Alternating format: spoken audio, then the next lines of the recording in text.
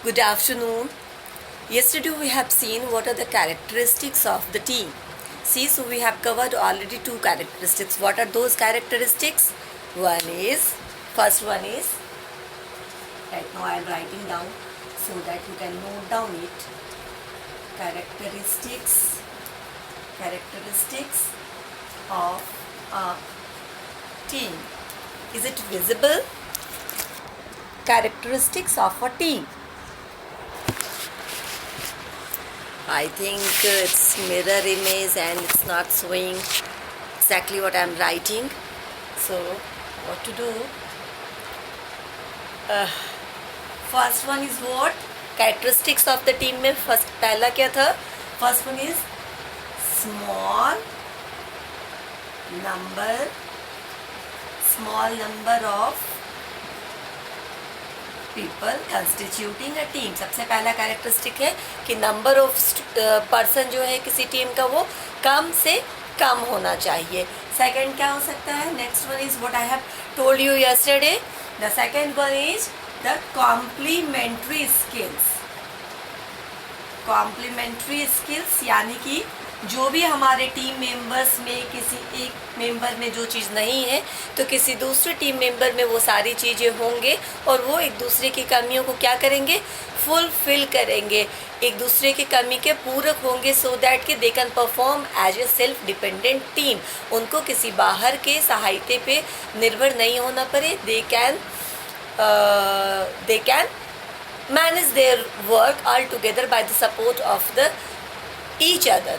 सारे जो team members हैं वो अपने ही सपोर्ट से एक दूसरे को हेल्प करके एक दूसरे की कमी को ख़त्म करके उसकी पूर्ति करके उस जो भी उनका एजेंडा है, जो भी उनका पर्पस है, उसको वो अचीव कर सकते हैं. इस दोनों में तो मेरे ख्याल से कोई अब प्रॉब्लम नहीं होनी चाहिए.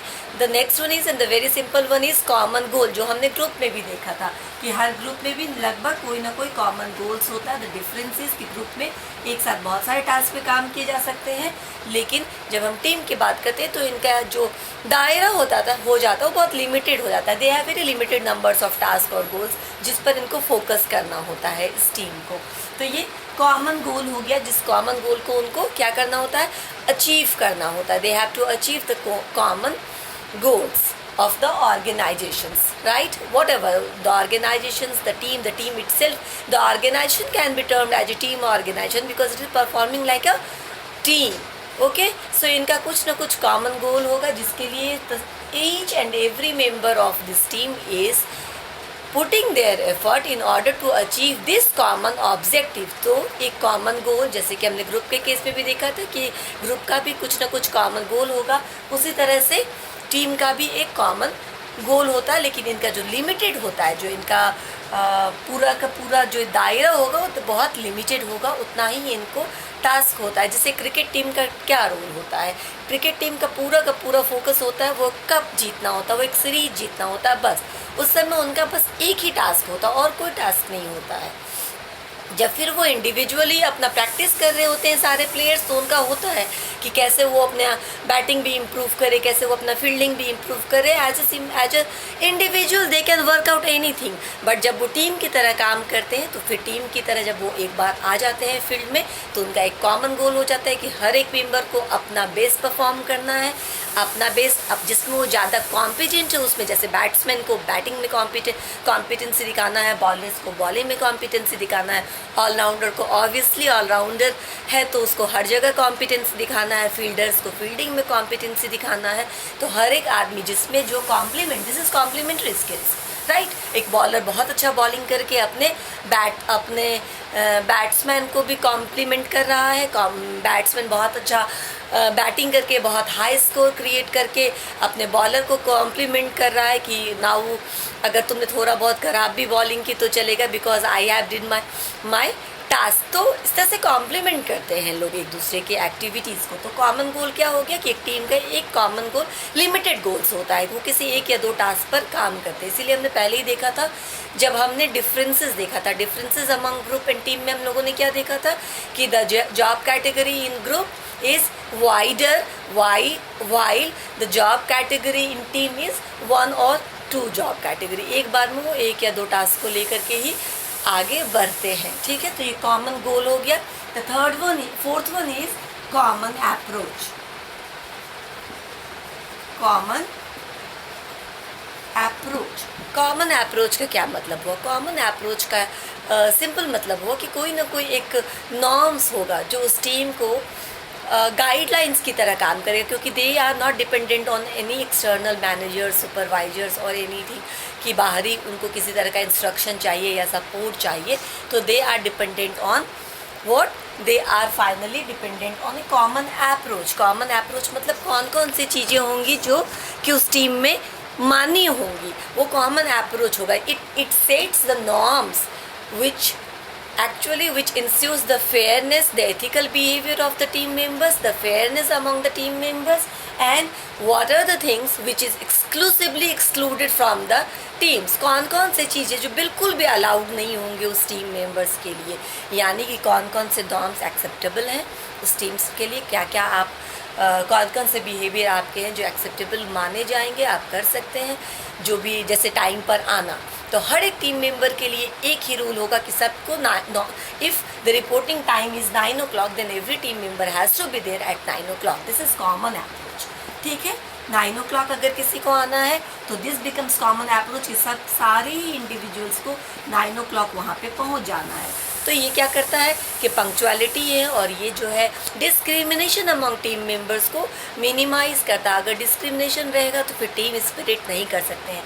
तो common approach is a way of ensuring और enhancing team spirit among the team members. इसीलिए ये कॉमन अप्रोच किया जाता है, जैसे कि जिससे आप स्टेबिलिटी दे सके उस टीम को, जिससे कि आप एक you can ensure the fairness कि कौन कौन से नॉर्म्स हैं, कौन कौन से इथिकल बिहेवियर होंगे जो एक्सेप्टेबल होंगे, एंड कौन कौन सी चीज़ है जो बिल्कुल बर्दाश्त नहीं किया जाएगा उस टीम में. ठीक है, जैसे कि अपने मान लो कि एक टीम है और एक टीम, अभी हमने क्रिकेट टीम का एग्जांपल लिया, तो क्रिकेट टीम को ही देखते हैं कि जब वो मैदान में जाती है खेलने के लिए, then they have to make a plan, then they have to follow the instructions of the captain, क्योंकि उस समय कैप्टन उनको इंस्ट्रक्ट कर रहा है, क्योंकि कैप्टन में भी मोर एक्सपीरियंसिंग, में भी मोर लीडरशिप स्किल, और जो वो अपने अनुभव से बोल रहा है वहाँ अगर हम उनकी अनसुनी करेंगे तो क्या होगा कि ये कॉमन अप्रोच टूट जाएगा. तो पहले तो हम सर्वसम्मति से अपने ही कैप्टन को खुद ही चुनते हैं, एंड देन अगर वो हमको बोलते हैं कि this is our agenda, this is our strategy for the game, तो हमको वो स्ट्रैटेजी फॉलो करना चाहिए. तो what are the acceptable things and what is not acceptable for the team is considered under common approach. ठीक है, common approach में ये आ जाएगा. And the final is what we discussed yesterday is mutual accountability. Mutual accountability. Mutual accountability means कि for the failure or for the success you are mutually accountable. You are not going to make responsible any external person कि तुम हमारे failure के लिए तुम responsible हो, या ये लोग रिस्पॉन्सिबल है, ये लोगों ने नहीं सपोर्ट किया इसलिए हम हार गए.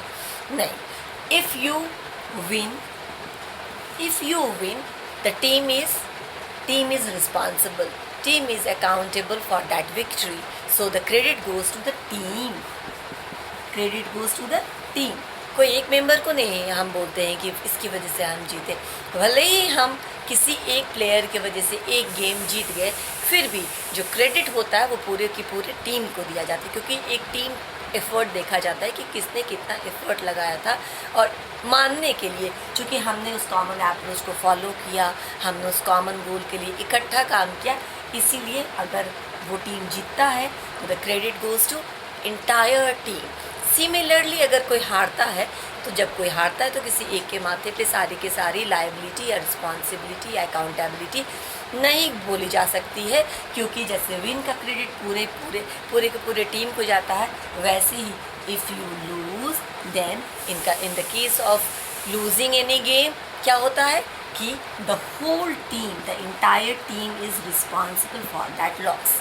Okay, so these are the simple characteristics of a team. फिर से मैं एक बार इसको रिपीट करती हूँ, फिर नेक्स्ट जो भी हमको देखना है टीम में वो हम नेक्स्ट देखेंगे. What are the benefits of team हमको इसके बाद देखना है. मैं एक बार फिर से क्विकली इसको रिकैप. ओके, रिकैप के फॉर्मेट में एक बार फिर से बोल देते हैं, स्मॉल नंबर ऑफ़ पीपल, यानी टीम में जो नंबर ऑफ़ पीपल होंगे लिमिटेड होंगे, सो दैट कि इंटरेक्शंस जो हो सकेंगे काफ़ी इफ़ेक्टिव हो सके और आपस में लोग एक दूसरे से इफ़ेक्टिवली कम्युनिकेट कर सके और अपने बातों को रख सके टीम मेंबर्स के बीच में। सेकेंड है कॉम्प्लीमेंट्री स्किल्स, यानी कि हम एक दूसरे की कमियों को अपने स्किल से पूरे कर सके। किसी कोई टीम मेंबर में कुछ अच्छा है, किसी टीम मेंबर में कुछ दूसरा कुछ जो बहुत अच्छा है, तो इस तरह से कॉम्प्लीमेंट्री स्किल्स टीम को सेल्फ डिपेंडेंट बनाती है। कॉम्प्लीमेंट्री स्किल से क्या हो जाता है, सेल्फ डिपेंडेंट हो जाता है एक टीम, जो एक टीम के लिए बहुत ज़रूरी है। डिपेंडेंट, ठीक है, DEPENDENT, सेल्फ डिपेंडेंट टीम बन गया। और उसके बाद ये कॉमन गोल्स हो गए। कॉमन गोल्स के लिए ही एक टीम काम करता है। ये गोल्स कितने हो सकते हैं, एक या मैक्सिमम दो। ज़्यादा गोल्स या ज़्यादा टास्क को लेकर के एक टीम आगे नहीं बढ़ सकती है। वो फोकस्ड होती है, किसी एक पर्टिकुलर गोल या रिजल्ट के ओरिएंटेड होती है। कॉमन अप्रोच यानी एक ही रूल सबके लिए एप्लीकेबल होगा, सो दैट की टीम स्पिरिट हाई हो, जो लोगों में है कि हाँ हम सब लोग एक जैसे हैं। ये जो स्पिरिट है वो टीम स्पिरिट है, जिसकी वजह से ये टीम अपने आप को आगे फॉरवर्ड मूव कर सकती है, वो भी पॉजिटिवली कर सकती है। एक अच्छे पॉजिटिव इंथुसियाज्म के साथ एक टीम आगे बढ़ती है बिकॉज ऑफ कॉमन अप्रोच। जो नॉर्म्स होंगे, जो एथिकल रूल्स होंगे, जो बिहेवियर होंगे, वो कॉमन होंगे सारे टीम मेंबर्स के लिए। The next one is mutual accountability. Mutual accountability means either you win or you lose. You are responsible. The entire team is responsible for that particular thing. If they win, the credit goes to entire team. If they lose, the accountability goes to entire team. So इतना ही characteristics है, simple है और मेरे ख्याल से इसमें कोई problem नहीं होनी चाहिए। अगर आपको कोई प्रॉब्लम लग रही है अभी भी तो again you can ask me. हाँ, आज कल के वीडियो पर मुझे बहुत सारे फ़ोन कॉल्स और सजेशंस आए हैं कि मुझे कुछ नोट्स दे देना चाहिए। सीन क्लासरूम मैं थोड़े बहुत नोट्स तो आप लोगों को देती ही हूँ और साथ में उसको एक्सप्लेन करते जाती हूँ, लेकिन मैं कोशिश करूँगी कि जितना सिंपल हो सके उतना सिंपल कर सके आप लोगों के लिए ये क्लासेस भी। पर यहाँ नोट्स देना बहुत ज़्यादा स्पून फीडिंग हो जाएगा और थोड़ा स्टार्ट करो खुद से भी। खाना रखा हुआ है, खाना परोसना तो कम से कम शुरू करो खुद से।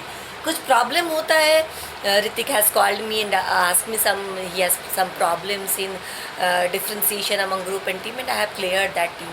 सो इस तरह से अगर आपको कोई प्रॉब्लम्स तो आप प्लीज़ मैसेज कर दें मुझे वो प्रॉब्लम्स व्हाट्सएप ग्रुप में या फिर वहीं कमेंट सेक्शन में, और पर्सनली भी आप मुझसे पूछ सकते हैं। मैं आपको उसका वो डाउट बिल्कुल क्लियर करूँगी, इसलिए मैं छोटे छोटे से वीडियो ही और छोटे छोटे से टॉपिक ही कवर कर रही हूँ एक बार में। तो कैरेक्टरिस्टिक्स ऑफ टीम इतना ही है। अगला जो भी चैप्टर हो मैं नेक्स्ट वीडियो में कवर करूँगी। थैंक यू सो मच और ध्यान रखें अपना। बहुत ज़्यादा फैल रहा है ये जो भी प्रॉब्लम है वो, तो घर से बाहर नहीं निकलो प्लीज़। मेरी फिर से तुम लोगों से गुजारिश है कि घर से कम निकले और अपना ख्याल रखो और अपने साथ साथ अपने सोसाइटी का भी ख्याल रखो। चलो take care, bye. From the next video will be on the importance of the team and then will see the types of the teams. ठीक है, आई होप कि तुम लोग को टाइप्स ऑफ ग्रुप्स याद होगा। मैं जब क्लास में आऊँगी तो तुम लोगों से सब कुछ पूछूंगी। I hope you will give me positive response. ठीक है, बाय।